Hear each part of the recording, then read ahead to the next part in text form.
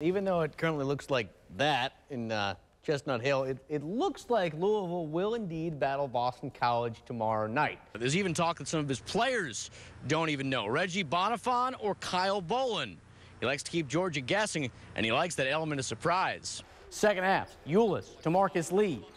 Beautiful.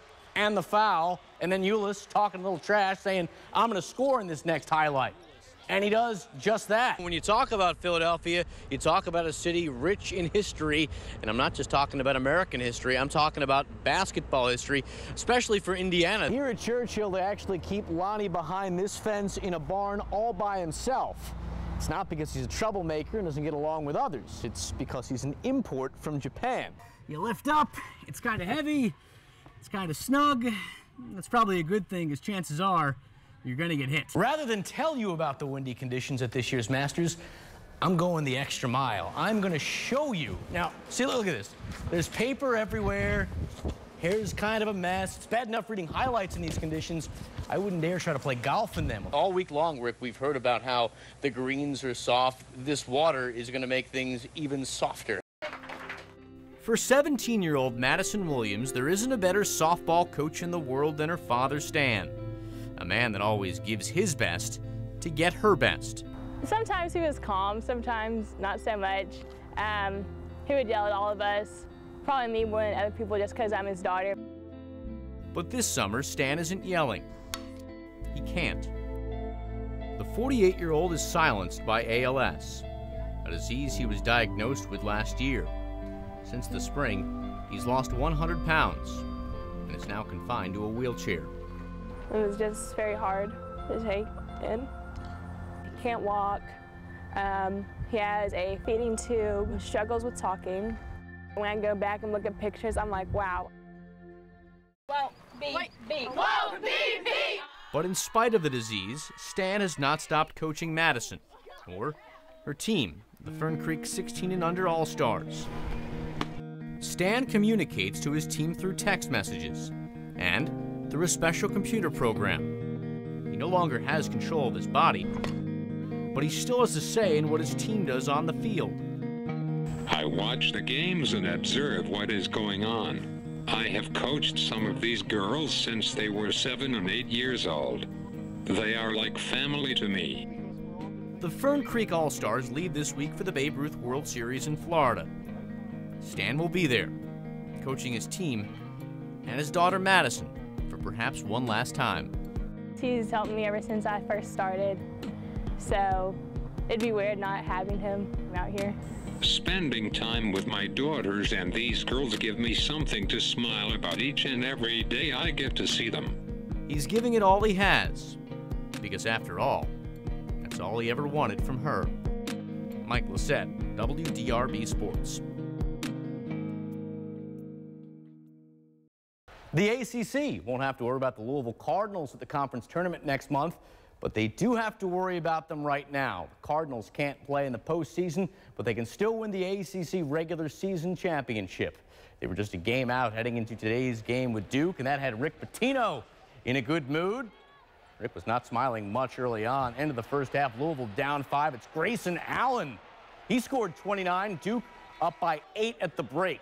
Second half, Louisville down 10, starting to show some fight. Loose ball, Jalen Johnson and Allen getting into it. Allen took an elbow. Johnson called for a tee, but that seemed to wake up the Cardinals. Dang Adele getting the start. He responded, scored 12 points. Louisville down 7. Then Damian Lee caught fire.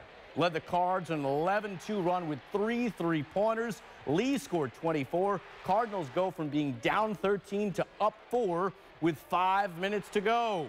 Duke looking to answer, but old friends Allen and Johnson meeting up again, and this time the call goes against Allen, and as you can see, he does not agree with the call. That too is a tee, and that was his 5th foul, so he's done. Duke done as well. Louisville 71-64 win. Tom Lane and Eric Crawford now with a happy recap. Heading into their opener, the Hoosiers said they would not take Southern Illinois lightly. They did that once. They paid the price. Back in 2006, IU actually lost to these same Salukis of the FCS. Surely lightning can't strike twice, right? And at Memorial Stadium, Kevin Wilson suspended 9 players earlier in the day for, quote, not living up to the responsibilities of the program.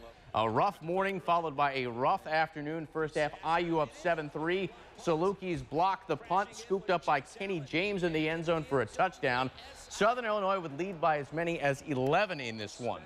But the Hoosiers would rally. Fourth quarter, tie score. Nate Sudfeld going long, finds Ricky Jones, a 71-yard gain. It would set up a Jordan Howard 1-yard touchdown. Indiana goes up 48-41. Still plenty of time left. Southern Illinois coming right back. Mark Ionati, a wonderful game, finds Jimmy Howard here for his 4th touchdown of the night, 48-47. Salukis have nothing to lose on the road. Go for the win. Go for 2. Ionati trying for the end zone, but the Hoosiers defense stepping up at exactly the right time. There's your ball game. Kevin Wilson, exhale. Hoosiers survive 48-47, the final score. At first, she didn't think it was anything serious. I just thought it was nothing. Like a typical 17-year-old, just a little bump, nothing major. I don't really want to be a baby about it. But little by little, It hurt so bad to like almost walk. Lindsay Duval's pain became impossible to ignore. And I went to the doctor, and that's when I found out. She had a tumor the size of a grape on her left knee. It was devastating news. Lindsay was ranked by ESPN as a top 10 player in the class of 2017. She had planned to sign with Kentucky. Now, doctors were signing off on her career. I mean, I was just shocked because it's like something I loved got took away from me. The doctor was very straightforward with the information. He started mentioning that there was a potential that, and if it spread, that you may have to lose a limb. It was very depressing that day. 3 long hours. That's how long it took for doctors to remove Lindsay's tumor. And there was good news. Said it was a completely different tumor than they anticipated. Feels very confident that they had got everything that they needed to, and that it's kind of mapped out a plan for her. That plan included a return to basketball.